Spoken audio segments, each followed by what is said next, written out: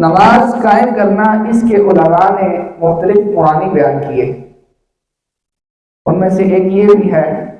کہ ہمیشہ پابندی کے ساتھ نماز پڑھنا، اسی طرح نماز کو صحیح طریقے سے ادا کرنا، نماز میں قیام، قرات، رکوع، سجود، ان تمام چیزوں کو صحیح طریقے سے ادا کرنا، اسی طرح نماز وقت پر پڑھنا اور نماز کی فکر کرنا کہ انسان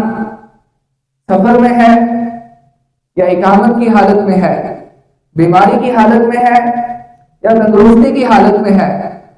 تمام حالتوں میں نماز کی فکر ہونی چاہیے کہ انسان نے نماز پڑھنی ہے۔ تو جب ان تمام باتوں کا لحاظ رکھے گا، ان تمام باتوں کا خیال رکھ کر آدمی نماز پڑھے گا تو وہ آدمی نماز کو قائم کرنے والا ہوگا۔